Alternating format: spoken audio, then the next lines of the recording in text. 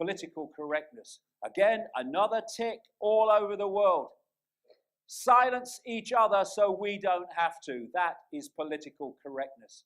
Political correctness does not legislate tolerance, it only organizes hatred, which is what it is. Why is it that people who say we're anti-hate always scream with hatred on their face? It's a kind of strange thing, but it's what happens. Antifa, we're anti-hate, we're anti-violence. No, we're not anti-violence, we are violent. That's right. Oh, sorry, I got that wrong, yeah. Okay, and who funds you? Oh, George Soros. Antifa, this black bloc method as well, it's anti-fascist fascism. They're doing what the Nazis did. What did the Nazis do? What does any tyranny do? When it starts to get power, it burns the books. It bans the meetings. It stops the circulation of any information that's challenging it and exposing it. And we've got to such a crazy situation now of inversion, where people who call themselves progressive, which is supposed to be liberal, it isn't, they are using the same methods as the Nazis to silence people they don't agree with. And they're so far up their own arse without a torch, they cannot see it. Antifa, the elite's proxy army to destroy your freedom. No hate, face of hate, stooges of the elite, slaves fighting slaves for the slave owners.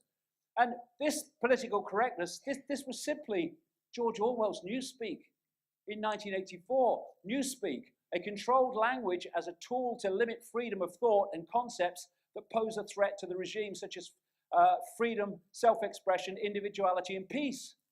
He talked about old speak, which were words that had the ability to articulate detail, to express your thoughts and your opinions in detail, which our language has had. And he talked about Newspeak being replaced by Big Brother, Old Speak being replaced by Brother with Newspeak, which were words that said nothing, that could not express detail. So you couldn't express your opinion in detail. The words didn't exist. And as we think in words as well, you couldn't even think in detail. And that is what is happening with the old language, Old Speak, being replaced by the language of political correctness, which is nothing more than Newspeak. And he wasn't coming from his imagination. That's why he's been so accurate. This is political correctness. That's what it's really about. Silencing the population. And you can't divorce political correctness from, again, trying to ban my meetings. It's all the same web with all the same agenda. In the 1960s, I remember students going on marches for freedom of speech. Now they go on marches against it. It's unbelievable. And what is happening is they are, if you look at what's happening in America, they are connecting in the public mind, because connecting concepts to create a perception of those concepts is very, very powerful. They are connecting in the public mind the far right, white supremacists with freedom of speech. They're connecting the two phrases. So you talk about freedom of speech, oh, you're one of them white supremacists then. This is how it works. And it is working with many people. Progressives, the new tyranny, the new censors, the new big brother. And like I say, progressives, it's a tyranny. And it's not liberal. This is a definition of progressive. Favoring or advocating progress, change, improvement, or reform, as opposed to wishing to maintain things as they are, especially in political matters. Adolf Hitler could have said that that was a definition of what he was doing. A liberal, which I would say defines my personal view of the world, not politically liberal, the definition of liberal, is very different. Favorable to or in accord with concepts of maximum individual freedom possible, especially as guaranteed by law and secured by governmental protection of civil liberties, favoring or permitting freedom of action, especially with respect to matters of personal belief or expression. And the progressives are seeking to destroy everything that comes under that definition, the inverted world we live in. And we're having created, people call them snowflakes, I call it generation jelly. And I've got great respect for young people who've come through this massive mind program. This is the most perceptually attacked and assaulted generation, certainly in modern history. en masse. And to come through that, and to come through this shite, and still be able to think for yourself and see through it, it's a very, very, it just shows the power of consciousness over program. But so many are falling for this program, where you can't do anything. You have to have a safe space. No one can have an opinion around you that's different to yours.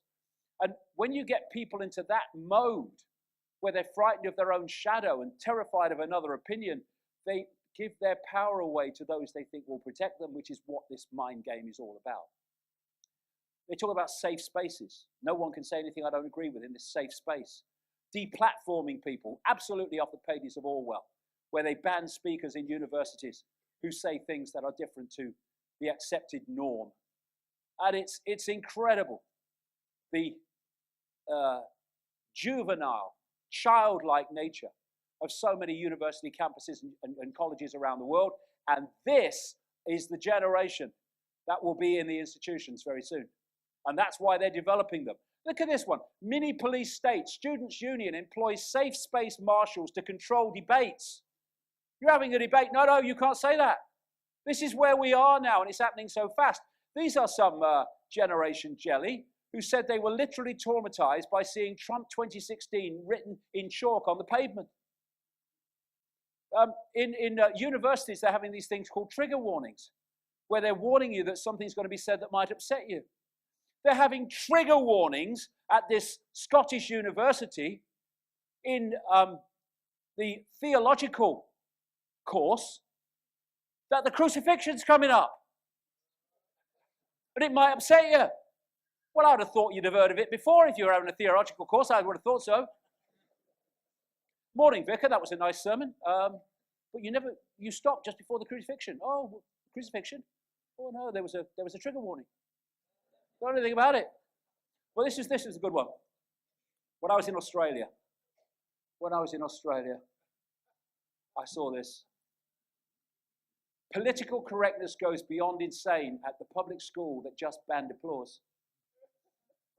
A public school in Sydney has banned applause and cheering in order to avoid offending people who are sensitive to noise. Instead of clapping and cheering, it will now be acceptable.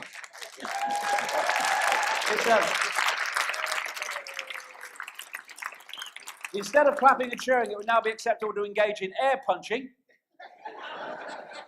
and to pull excited faces. And students will even be allowed, and parents will be allowed to wriggle on the spot. No, I'm not making this up, the writer said. You don't have to today. You don't have to. And while real oppression is going on, where are they? We've got a meeting. This is the new fascism run by anti-fascists. Political correctness is fascism pretending to be manners. That's exactly what it is. And it's not about diversity. It's about destroying diversity, inversion. And of course, political correctness means you fall into label. You fall into label consciousness, which is identity politics, which no longer says, I want what's fair and just for everybody. You say, I only want what suits me. That's identity politics.